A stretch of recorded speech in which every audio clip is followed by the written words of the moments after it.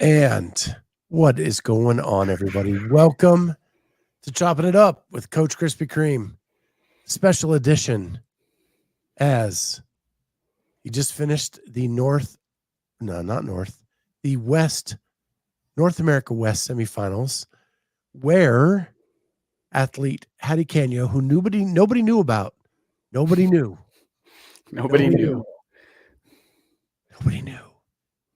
qualified for the CrossFit Games. If only a media outlet would have interviewed her or her coach in the last year, so that we could have known. Could have known she was out there. Yeah, but nobody knew. Nobody knew how to pronounce her name. Oh, dude. Nobody knew who she was. Nobody knew that she was a firefighter at one time. Nobody knew any of that stuff. Yeah. If only. It's crazy. Only. So with that, you also had a couple other athletes there, a couple teams. Yeah. So let's break down what happened at North America semifinals, and we'll get into the full glory that is what happened with Hattie over the weekend. Cool. And how she kicked ass in everything she did. Corey said, "I feel like I knew." Everybody who listens to this show should have at least known she existed. Right. And I know Kenneth is in the chat too. Kenneth was here for the Bali shows like every week. Nice. So Kenneth knows. Some of us knew. Some of us did know. So let's start with team. You had a couple teams in the mix. Yeah. So I didn't have any teams in the West that I fully coached. One of our Ascend coaches owns an affiliate here in Houston, the other side of Houston from me, CrossFit Man-Made. They had two teams, and I individually coach one of the men on one of the teams, Man-Made Red. So I was there just generally assisting them and then also helping him as much as I could through the team events. And then Madison McElhaney and Taylor Patterson, I coached both of them, and they were on CrossFit Coda Ironview. So that was the team side of the house.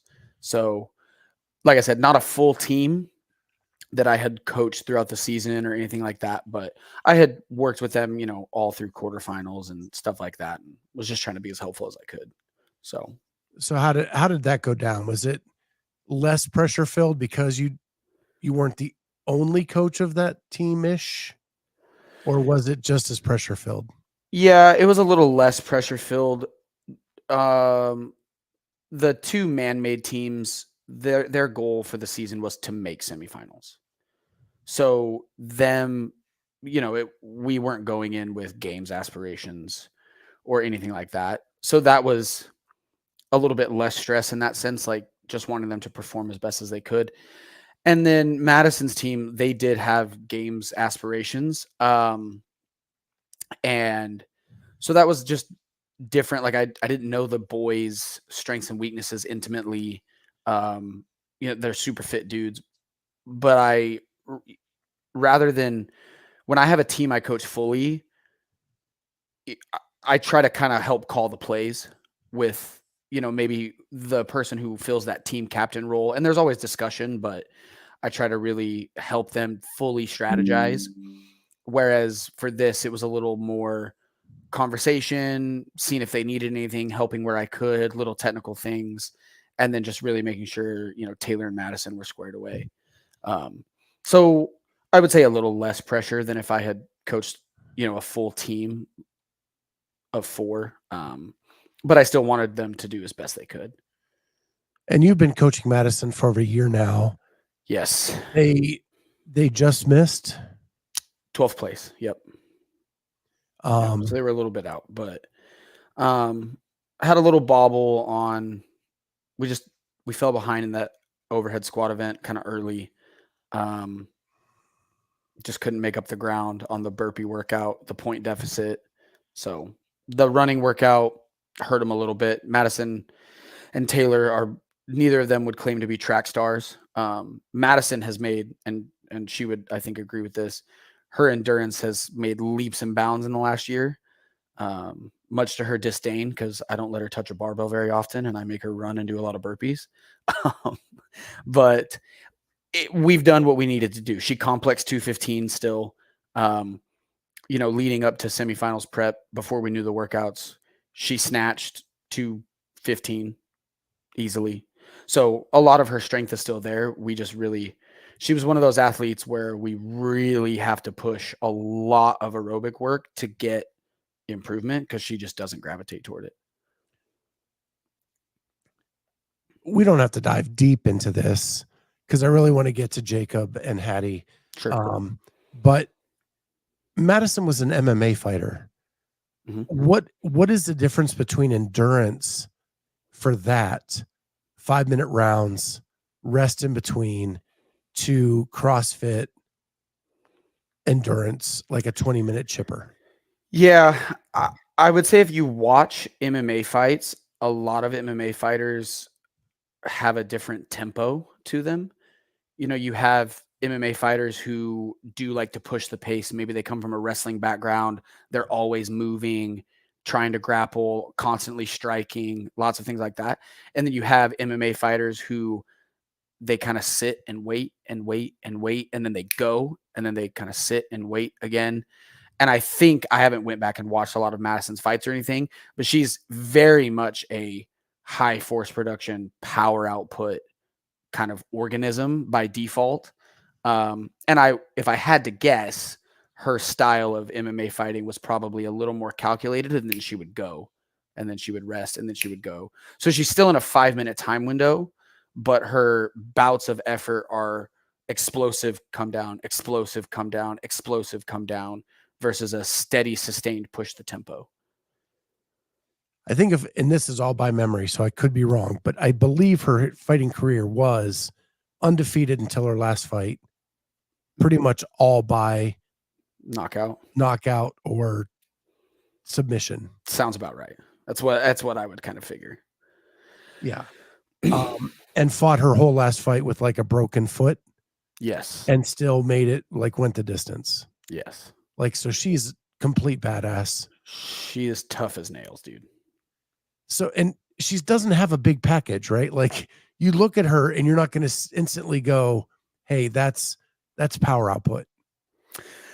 Yeah, no, I mean, she's got strong, big legs and she's tall. It's just a nervous system thing. She's just fast twitch. Man, she's impressive just as an athlete overall. Yeah, she's awesome.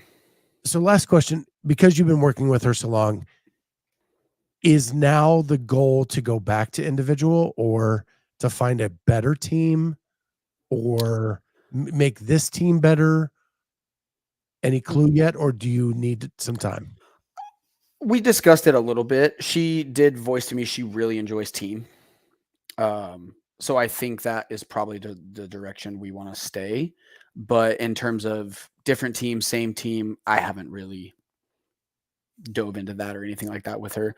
When my athletes finish semifinals, if they're not moving on to the games, I basically try to kick them out of the gym as much as I can and just let them relax. I don't want them consumed with CrossFit right now because I know that's been everything on their mind for the last 2 months. Okay. So let's flip to the individual side. Do we want to, where do we want to start? We can go event by event, or we can start with Jacob, I guess. Whatever you think flows better. Let's go event by event. All right. So it's Friday. We have the run, clean and jerk workout. Yep. You have Jacob on the men, Jacob Marlowe, and you have Hattie Kanyo on the women's side. 2 completely different athletes. Yeah.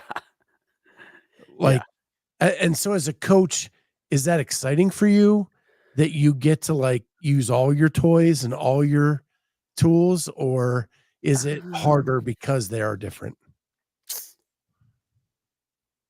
I don't know. I don't know that I've ever really thought of it like that. I try to help them maximize each event based on, their strengths, given the test that's being given. I mean, anybody who looked at the leaderboard or watched Jacob do that event, that's obviously not his jam right now.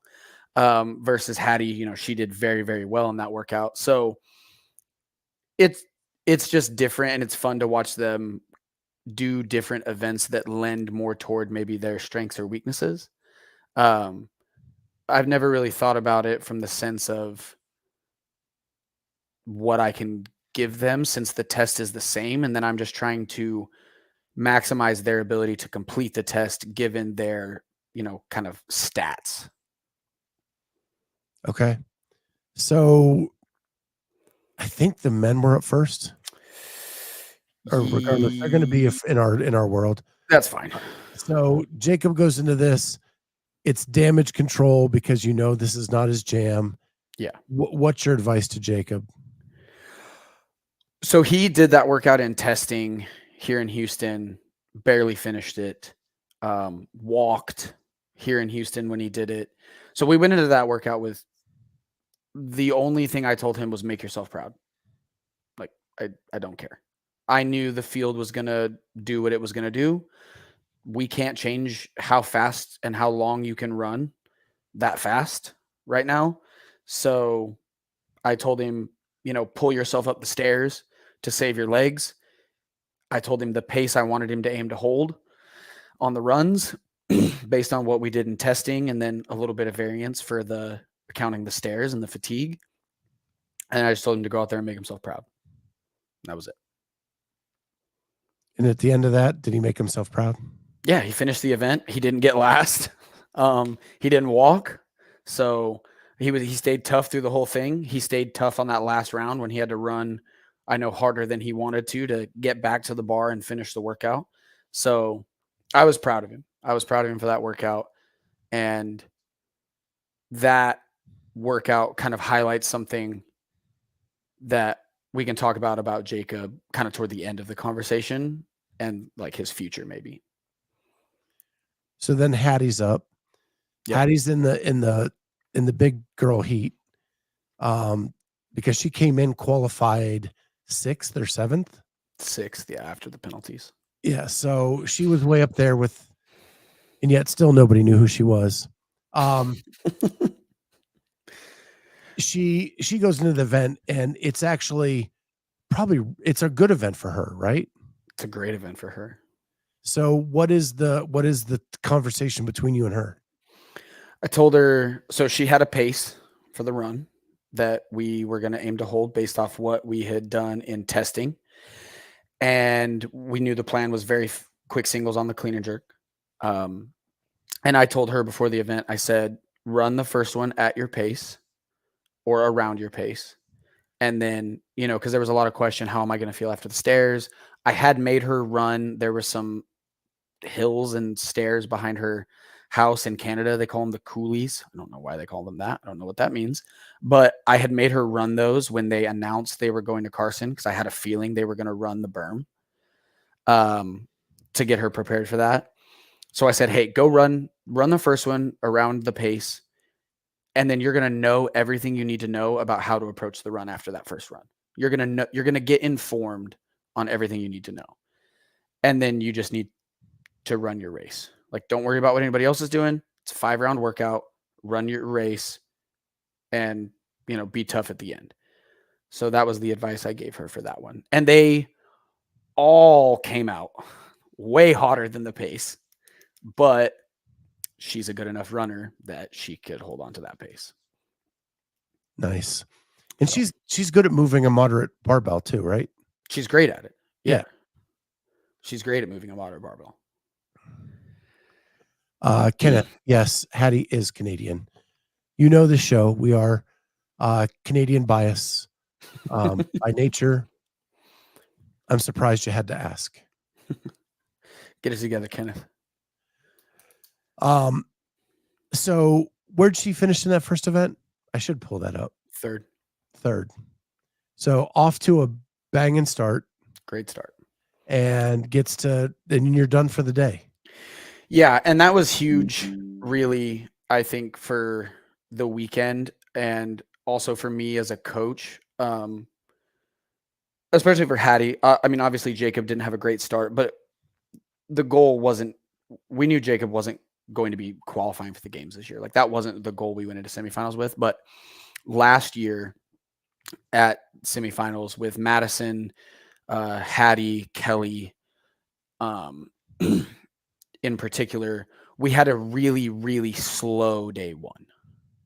We did not get off the blocks fast at all.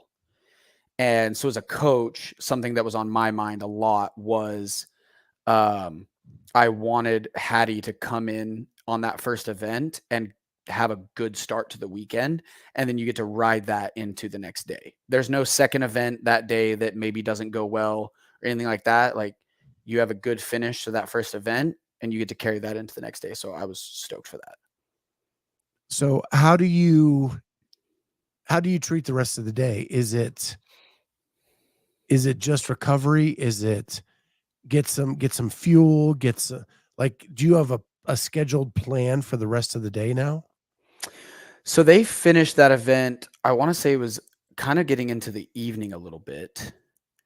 And then, yeah, I had them leave the venue as soon as I could get them to stop talking to people. And they got body work done by the bodywork people that were there. And then I basically ushered them to their vehicles and had them all go home and relax. And then I stayed at the venue because the teams had a brief that night, maybe, or was that I think Saturday? one more event and a brief, probably. Well, yeah, the teams had events. Yeah. So, yeah, because the team event was after that. And then I think they had a brief even after that. The days all kind of blurred together, to be honest. So what's crazy, Jody, is it's really Canada to Bali to Canada to Houston to Canada to Bali to Canada to Carson. Yeah. Yeah. She's been all over this world. She has. Oh, yeah. And she stopped in Egypt to win a comp this year, too.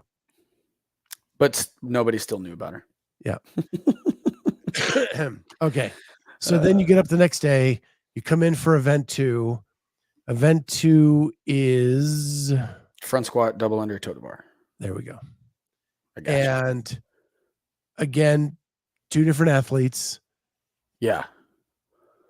How does Jacob attack this? So for Jacob, that event was break the double unders to stay calm and keep your heart rate down. 2 sets on the toe to bar. And then front squat faster than anybody else in the field. Because Jacob's done 405 for a triple on front squat. Jacob's squatting power is stupid. So that was his general game plan. He went a little slower than he did in testing. He actually did that workout twice in 24 hours in testing. That's kind of a funny story. He did it the first time and he pretty much bonked the attempt and did not do very well. And then the next day he came to the gym and said he wanted to do it again. So we set it up like he would do it on the floor and we did it again. And he did it in the low 13s, I want to say. So yeah, he did 100 front squats at 225 in 24 hours. So yeah, he did a little bit worse than what he did in testing the second time, but he tripped on his dubs a little bit more. So for him, that event was about breaking up the double unders and the toe to bar to keep his heart rate low and then trying to make money on the front squats because he can move the bar so well. Most of the field moved the bar pretty well, I would say. Obviously, the best guys crushed the barbell as well, but that was just how we needed to approach it for him. Because if he would have went in trying to go unbroken double unders, big sets on the toe to bar, he would have ended up waiting a really long time to pick up the bar because his heart rate would have been so high. Yeah. And he finished where on that one? What did he finish on that one? I don't remember. I knew until you asked me. Let me pull up the leaderboard here. I got it here. Just have to find him. Men. 25th, 1406. Yep, there it is. Okay. And then Hattie comes up. So how did she approach it? I love that we're going to talk about this because it was so different than everybody else. So Hattie's strategy was unbroken double unders, 8-7-5 on the total bar with a super short rest. And then I told her, we're going to do the first round of 10 unbroken. And then after that, you make the call. If you want to go 6-4, you go 6-4. If you want to do 10, you do all 10. The only rule of this game is there's no standing around.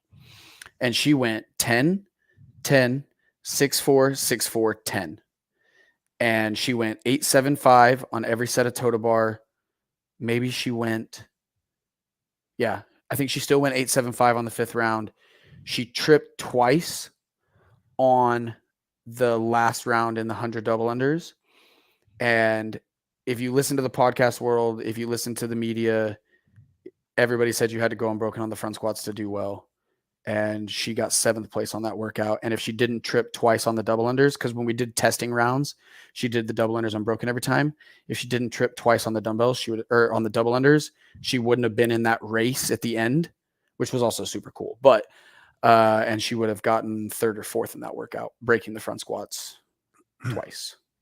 Was that the dive or the slide? The dive. She got 7th and lost to 4th by like 0.8 of a second. They all jumped over the finish line at the same time. Yeah, that was crazy. It was awesome. Okay, so then you have event 2 on Saturday. Yep. There that's the rope climb, echo bike. Yeah, event 3, yeah. Box jump overs. Yes. Again, I'm assuming 2 different strategies. 2 different strategies. Well, yes, I would say they varied by degree, not necessarily kind.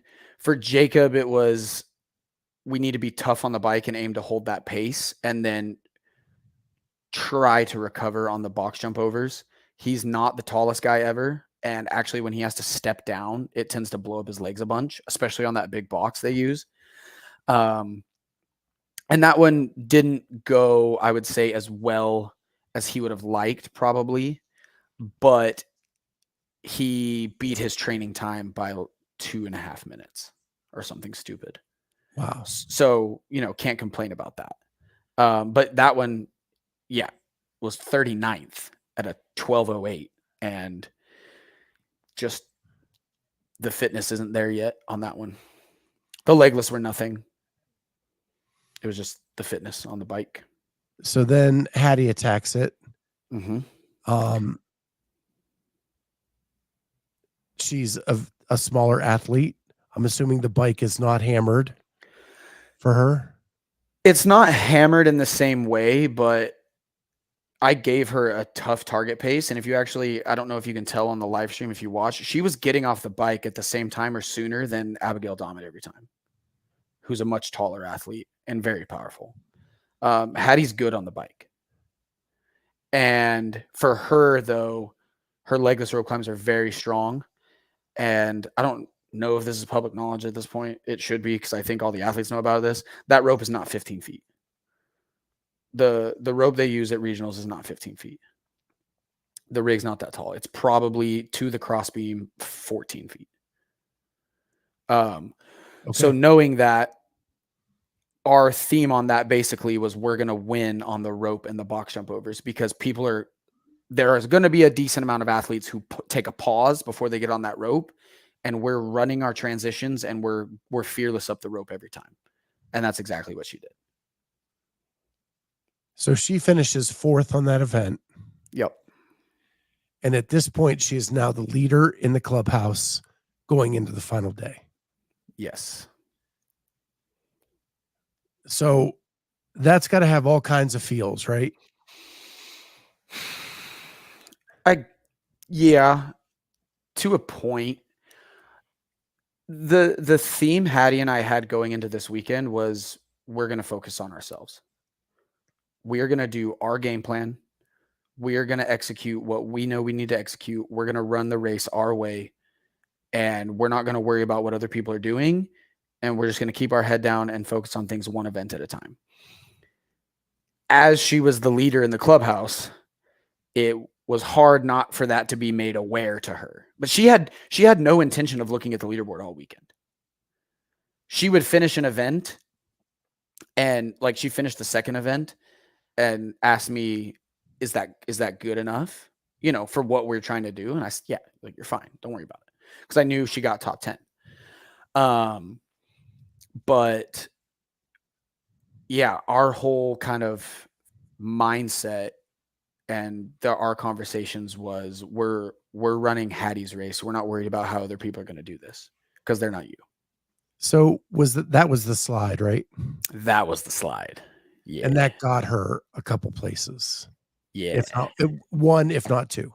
Yeah. I think it might have been two. It's hard to know, but it definitely got her one. When you see an athlete of yours give it up for points, like, does that get you more excited, or where she finished get you more excited? Oh, give it up for points, 100%. So when you're trying to make the CrossFit Games, as a coach, I want to see that edge a little bit. And she showed it the first event. So in the last round, not to jump around, but in the last round, this is when I knew we were going this weekend. The last round of the workout, she finishes the fourth round of clean and jerks, and her and another lady, I want to say Lindsay something, I don't know her last name. Lindsay was kind of catching her on the run, but Hattie was getting off the clean and jerks first. And she was running out of the tunnel, and I ran from the soccer stadium over to the top of the tunnel, because we were allowed to go to the soccer stadium, like the edge of it, and watch them. And I yelled at her to hold her pace and then to pass on the second straightaway as you come, like the long side of the soccer field. And that's exactly what she did. She ran her pace, and her and the other girl were right next to each other. They came down the stairs, and Hattie got like a 20-step lead on that straightaway, so that she had enough time to make sure she got the barbell work done, which in hindsight worked out really, really well, because apparently Abigail Dommett sprinted through the tunnel, because she was behind both of them on that straightaway and then was right with Hattie on the clean and jerks. But the fact that when I told her to do that, being 20 plus minutes into that workout, and she did it, I knew she was ready to lay it out there all weekend. So, and I love that. Like, when I saw that, when you see someone die for points, like, it just makes you want to root for them even more. Yeah. And I was already rooting for her. Right. So you get to the end of day 2, she's, if there was one, she would be wearing the leader's jersey, and you still have half the event to go. Yeah. Weird feeling. One day, but half the event, right? It was different. Jody Lynn says the edge definitely need to kick in high gear with this strong bunch of gals. Definitely. So it was not Hattie's desire to look at the leaderboard, but you as a coach are looking at the leaderboard. Oh, yeah. She's in the pole position. Yeah.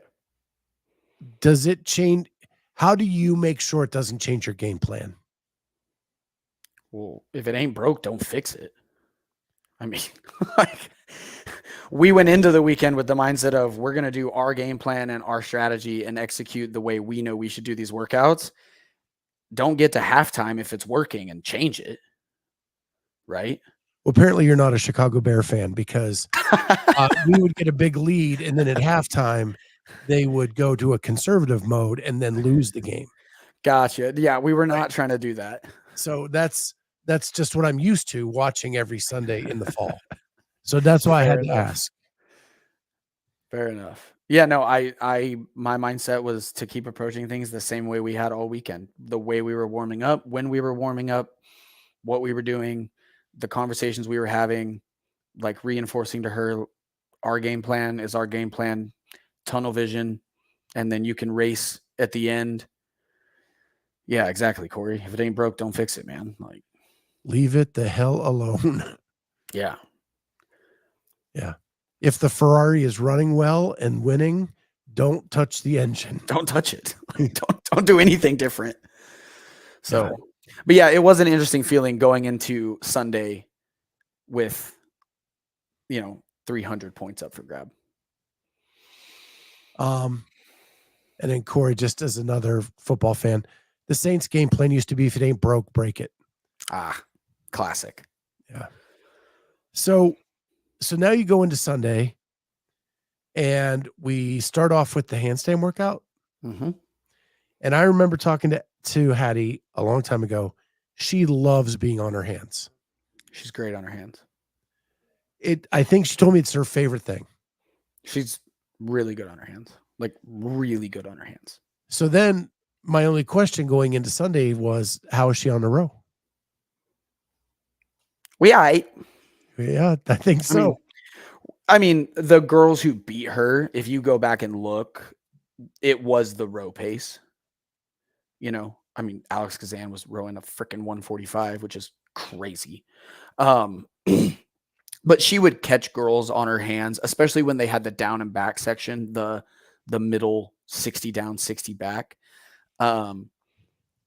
So for me with that one, it was just, I posted in the stands behind her rower, and I was just telling her the pace to try to hold, because I knew she could hold it, and it's okay. Like, they're going to get off before you. It's fine. Don't freak out. Don't get stressed out. Stay in your lane. Do your thing.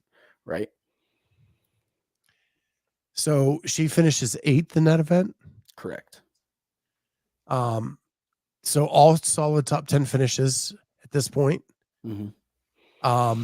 In fact, all 8th or above, and they take positions. That's pretty much a good way to make sure you're going to get a game spot. Yeah. Yeah. So at the same time, now Jacob goes. Yes. My guess is he can pull the chain. Oh, yeah.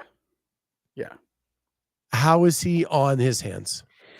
He's consistent. He's not super fast yet. He has very good handstand walk endurance. If you said, hey, 25, 30, 40, 50-foot unbroken sections for 200 feet, he would without much of a problem.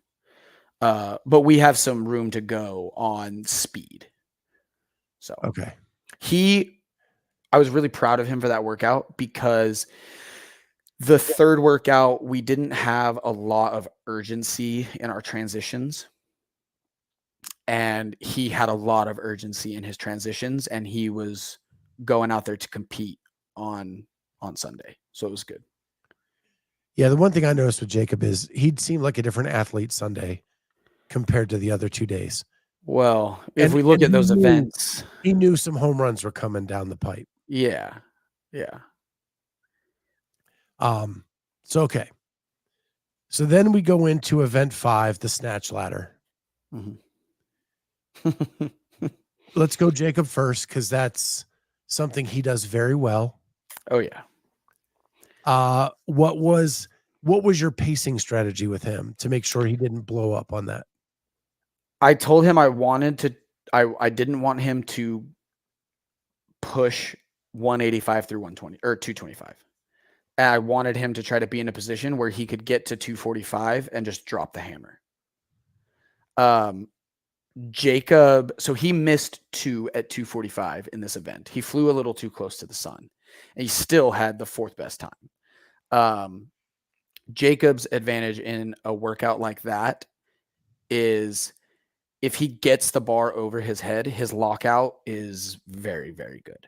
So the 2 he missed, he got spit out from. He got too far behind the bar too early. So it was in front a little bit, and he didn't quite finish. But for him, it was more, don't bite off more than we can chew on the higher rep bars, and then try to really punch it on the 4 and the 2 at the heavier weights that you can hit faster than most of the field. And we had a 4th place with 2 misses at 245. If he doesn't miss those at 245, he's not as fast as Colton. What did Brent get? Brent was only a second or two behind. So he would have just moved up 1 spot and gotten 3rd, but his time would have been around the 530 mark or the 540 mark. So then we go to the females. Yeah. And I would be remiss to not ask you as a coach how stupid Olivia Kerstetter was. That was really cool to watch, man. It was Literally, really cool Jamie to watch. and I were texting during that event. She texted me like, wait, did she skip over a bar? No, man. She destroyed that event. That's how fast it was. That you think she missed a bar. I will say, just because I've heard this start to be kicked around, her doing that well in that workout is not an argument for Z-score. CrossFit is jack of all trades, master of none. I agree. We don't need to overly reward people who can do exponentially freaky things. It's cool, and she still got 100 points, as she should, but that is not what this sport is. We don't need to change the scoring system to reflect it, because if you do, you're just going to end up with a field of specialists. That's not the point. Anyways, Agree. I'll let that go. Yeah, Corey, dude, I've bashed on Z-score a ton. I think it's interesting. I don't think that it's not necessarily something that can be used in the future, but I'm not a believer as of right now. Your reward for doing so well in an event is that you can take your foot off the brake at the end of that event and save yourself for later and get 100 points. Yeah. But she also could have done that in this event and still got 100 points. Right. But exactly. But she could have went a minute slower and still won the event. Ricky Garrard could have walked his last 800 in Oceania, but he didn't. So whatever, right? And that's your choice as an athlete at that point. Yeah. If you've got half of a football field lead on somebody in a run, you can relax. If you don't, though, that's on you. My sentiments exactly. So the fact that Hattie Kanyo finished 5th in this event with people like Olivia Kerstetter and Kelsey Keel and Danny Spiegel, that was impressive. She's strong. She's fit. And she's technical. She reminded me so much of Elisa Fuliano's run. Oh, really? In Europe. Yeah. Just smooth is fast. Mm-hmm. And technically hitting it every time. Yep. I mean, we had done that event here in Houston. We did it with bars set up because that was the rumor, right? And actually, Kelly was there that day. Kelly judged her. So we had a full little setup, gave her reps and no reps and all that stuff. And I knew that was going to be a really good event for Hattie, even though I don't think anybody else in the field would have thought it would be. And she beat her training time changing her weights by quite a margin, I think. No, she had the exact same time, but she had to change her weights. So can't ask for anything more than that. Yeah, so she moved the bars faster. So I want to finish this thread, and we'll come back to Jacob after this is done. Sure. Because he really finished strong, and I want to give him his due for that. But at this point, Hattie crushes the snatch ladder, takes 5th. And if you look at the leaderboard, she now has clinched a spot to the games.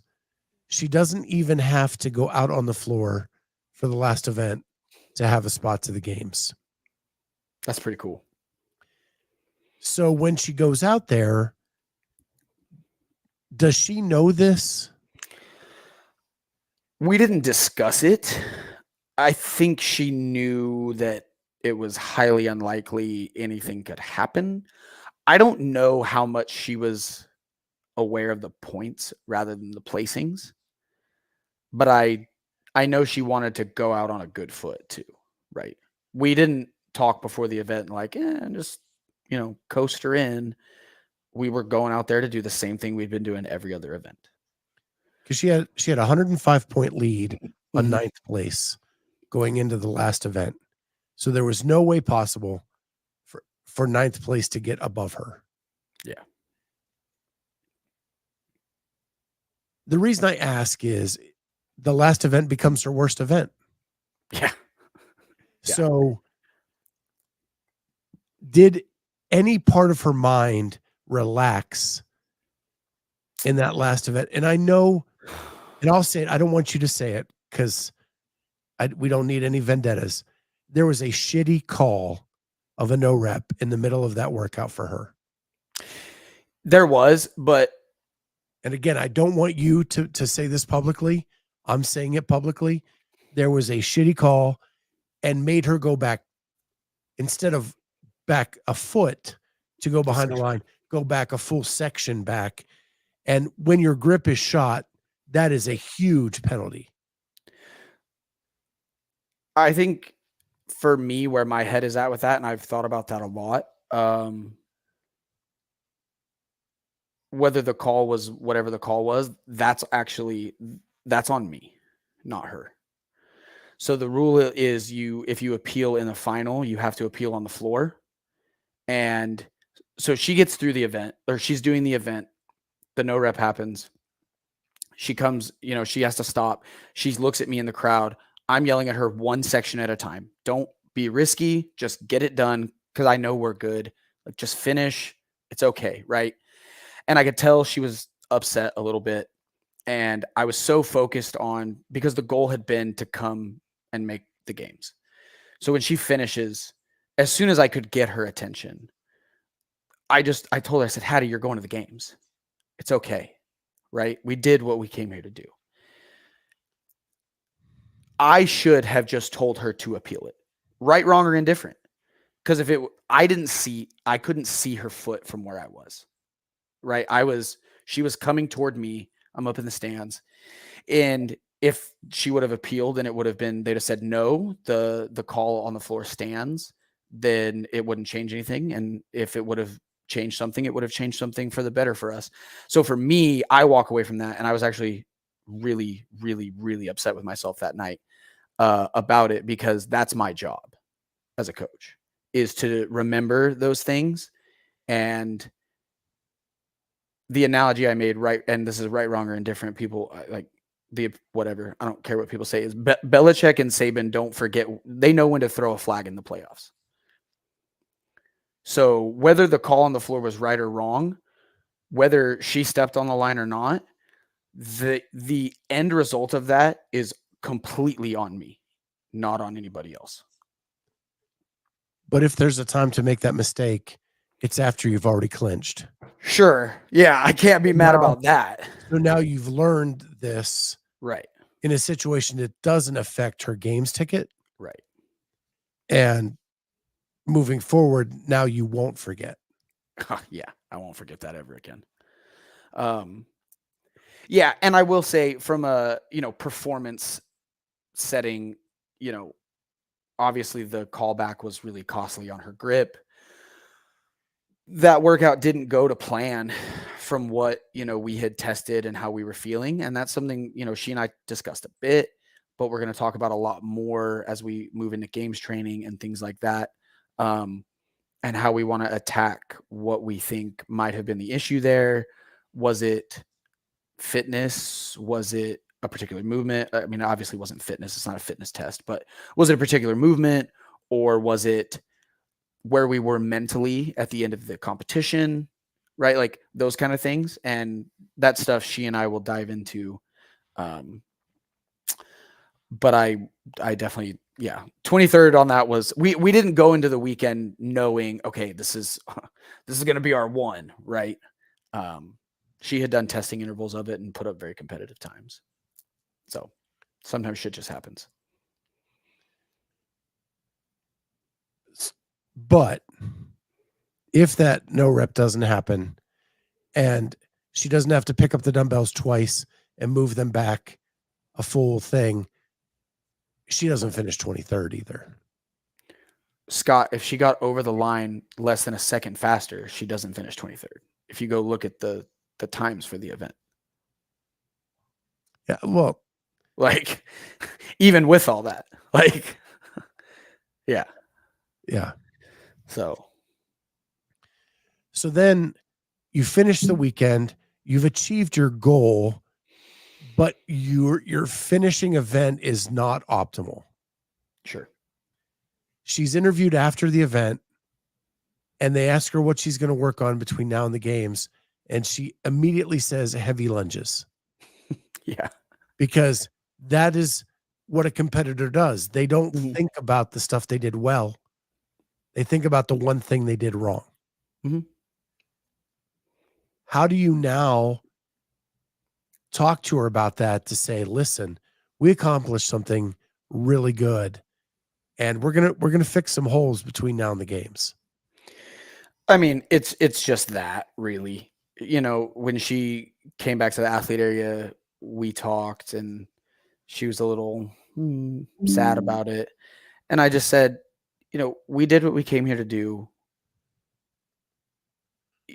And as any athlete, you know, she wanted to be on the podium once she realized she could be on the podium, and she had been in the driver's seat all weekend. So it was like this weird bittersweet thing of, dang, that kind of sucks because we were right there to that, but also let's enjoy this moment of doing what we came here to do and knowing that you can do this and you can compete with the best and punch a games ticket.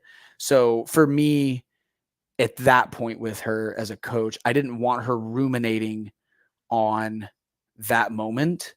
We have time to fix things. We have time to work on heavy lunging under various fatigues and loads and whatever. Like, that's the X's and O's.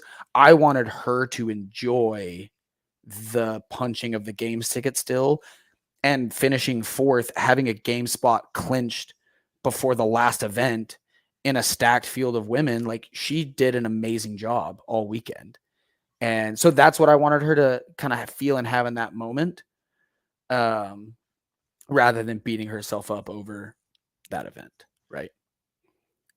So how much cooler is it that she punches her ticket and it wasn't 8th or 7th, just over the line? Yeah.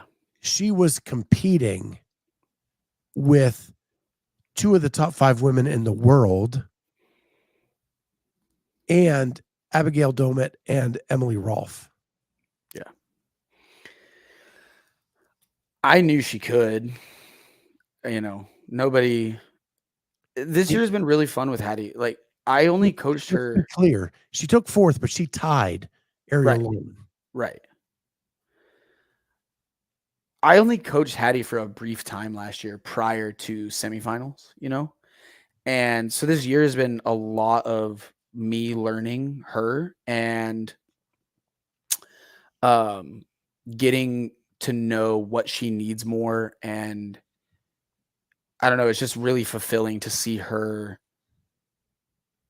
achieve that goal that I think sometimes a lot of people want the goal, but don't, you know, it's risky emotionally to say that you can do something like that because it is so hard. So I'm just super proud of her for putting in the work and doing those things. And as a coach, I greatly appreciate the trust to be the person that she trusts to guide her to that goal. I couldn't be more proud of her for the job she did. Are you Coach Krispy Kreme? So Jody Lynn asks, are Coach Krispy Kreme and Hattie just regular individual coach and athlete, or are they from one of the camps? I think technically you're a camp. Technically. You're a newer camp. Yeah.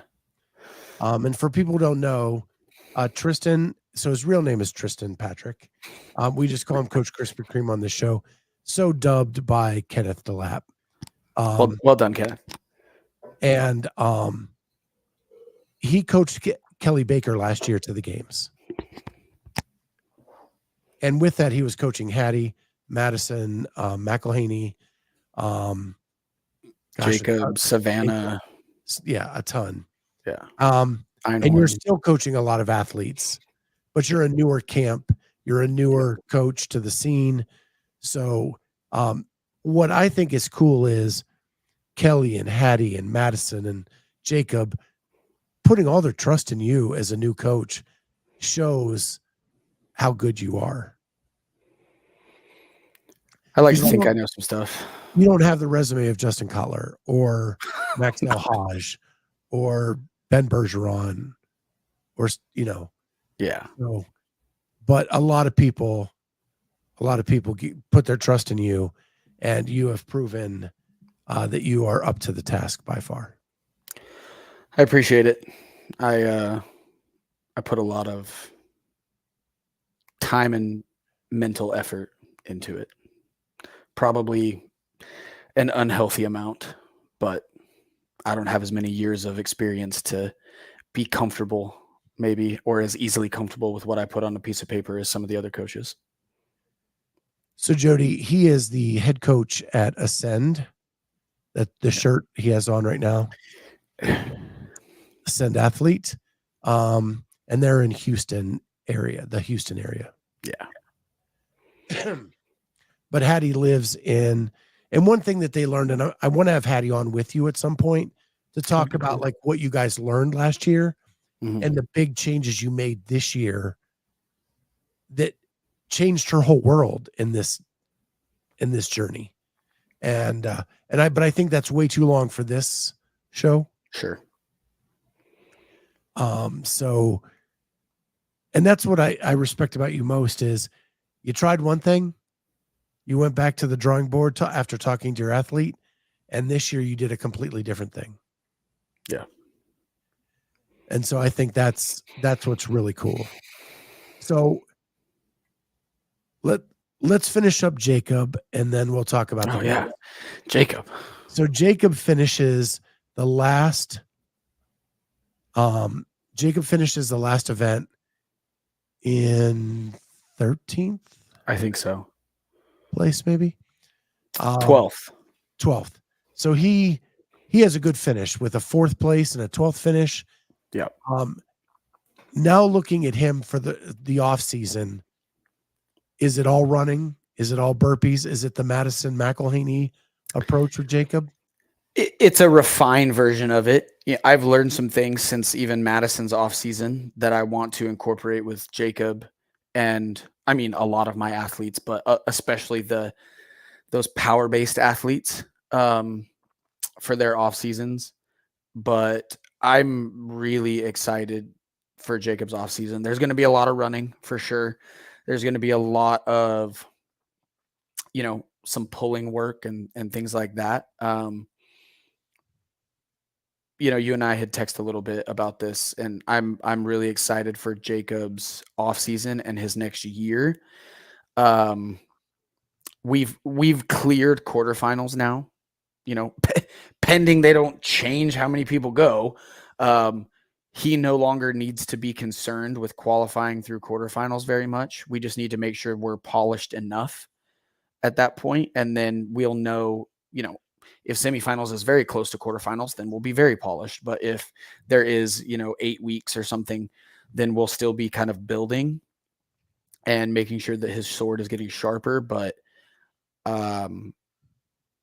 there's not a lot of things that we need to improve on. I mean, I want him to improve on everything, of course, but there's some things that we can do outside of the gym as well to really set him up for success next year. And I'm very excited for what we can bring to semifinals next year with Jacob. If people know enough about the sport and they can see what he can do, and then they see where his holes are, when those get filled, it's going to be a problem. Very cool. So now we have a couple months till the games. Yeah, like 2.5-ish, 2. Well, I guess no, just 2. So what's up next? How many weeks does Hattie have off? She took the rest of the week off. I think she's actually flying back home today. She doesn't have anything for the rest of the week. If I know Hattie, she'll probably do the community class at her gym on Saturday, which is fine. And we'll start, breaking off the rust and things on the next week. And she and I will jump on a call Monday to debrief semifinals, things we did well, things we want to improve on, things that she liked, things she didn't, and then start really putting together some more of the nuts and bolts of the plan for games prep. Hopefully some trips out to Houston for training, things like that. We got to get her ready for the heat for sure and all that stuff. So when she comes to Houston, do you try to find some athletes to push her during like testing or? We didn't for semifinals because I didn't need it. I could just get what I needed and write it on a piece of paper, right?